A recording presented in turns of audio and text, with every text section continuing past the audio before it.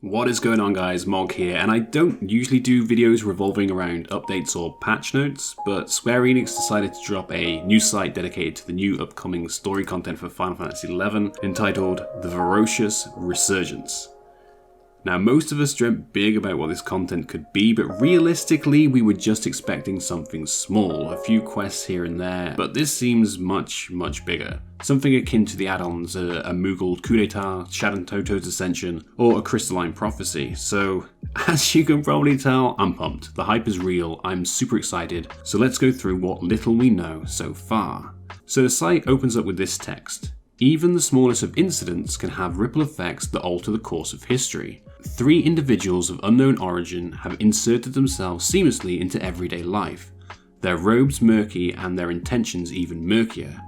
Only a short time passed before small eggs of unknown origin started appearing in all manner of places through Vana'diel, eggs whispered of in the oldest of Beastman legends. It falls to Vana'diel's finest adventurers to uncover the truth behind this enigmatic phenomenon, peer beyond the veil of death and unravel the tangled threads of conspiracy that threatens the very fabric of the world. Now, I can't draw too much from this. I don't know any egg-related Beastman prophecies off the top of my head. It does mention altering history, so are we heading back to the past a la Wings of the Goddess? Or maybe the future is coming to us? Very intriguing. Now, if we go to chapter 1 of the site, we get a few more nuggets of information. Beastmen clad in black infiltrate the streets of Bastark with motives as murky as the garb they don. Their mark, a Galkan child. As the city fills with the reverie of a festival, it falls to you to get to the bottom of things. So, Beastmen are looking for a Bestoken child, who we'll discuss last. But here we have a goblin simply called Gloom Phantom, wielding a freaking Darkstar Ragnarok by the looks of it.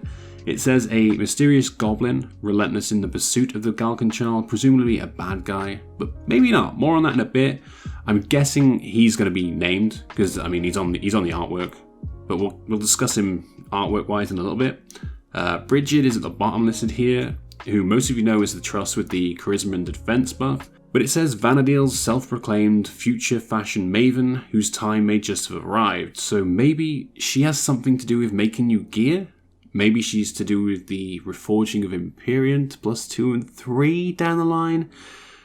Maybe, who knows? I'm not sure of her involvement just yet, but let's talk about the Galkan child real quick. His name is Raybrim, who is a recently reborn Galkan child hunted by Beastmen for reasons yet unknown.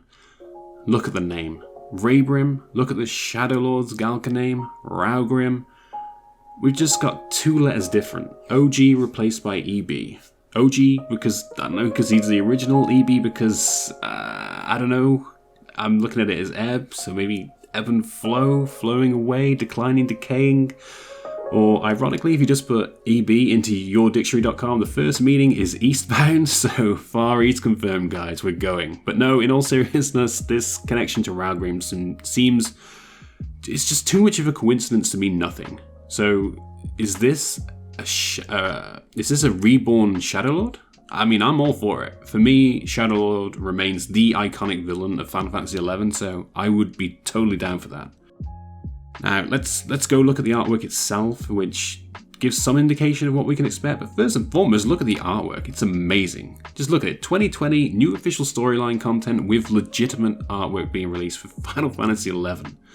This is super exciting, but the first thing that caught my eye was the shield. It's an Aegis, but it's not gold, it's dark.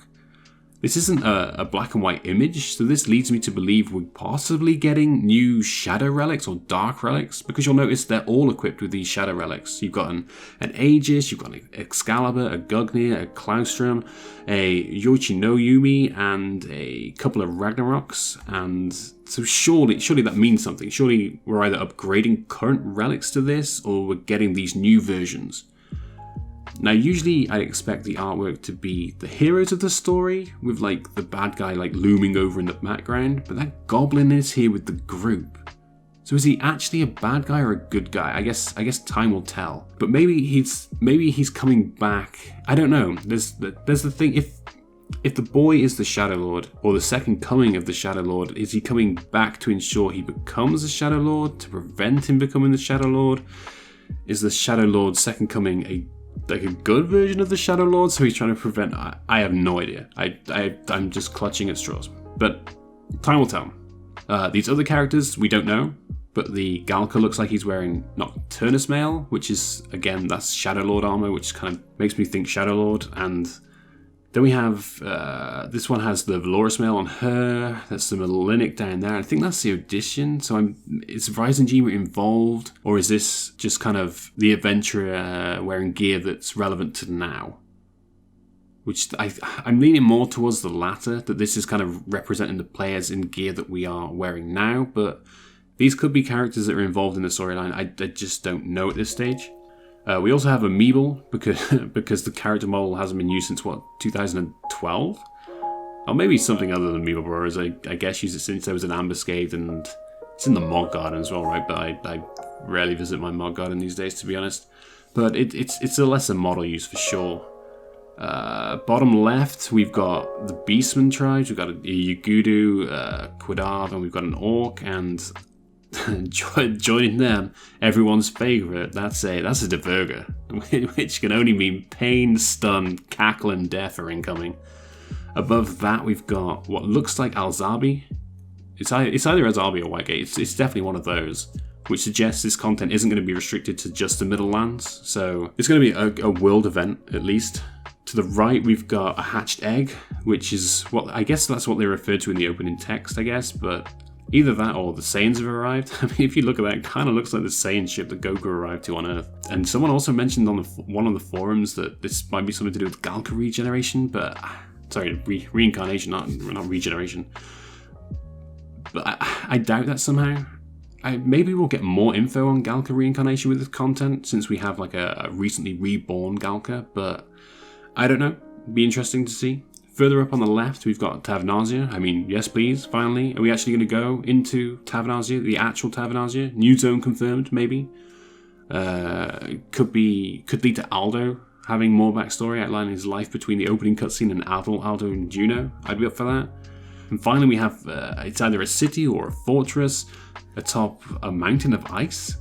I'm clutching at straws here, but is this going to be Rhazowa? Is this going to be north of north is how I always describe this. It's north of Xarcabard, on its own little icy continent. It's where the Orcish Empire originates from, and it's where the Geigers originate from, if I remember correctly. I talked about it in, I think it's the Age of Beasts episode of Tales from Vanadil, although I put it in the wrong place on the map. But yeah, this is where it should have been, on this map that I'm putting up now. But wow, yes, deep breaths. I'm probably heading for disappointment here. I'm probably reading way too much into things, but this is really exciting for Final Fantasy XI. 18 years in, new story content coming out in just a few days. We'll probably be streaming that new content on Thursday night, 7 PM Eastern Standard Time, twitch.tv/themoghouse/epicnight9. Either all of us, one of us, two of us. I'm sure we'll be streaming that on Thursday night. And I'll definitely be posting a follow-up on YouTube this weekend. So if you don't want spoilers, don't watch that video. But yeah, this is really exciting, guys, and I'll catch you all soon in the next one. Take care.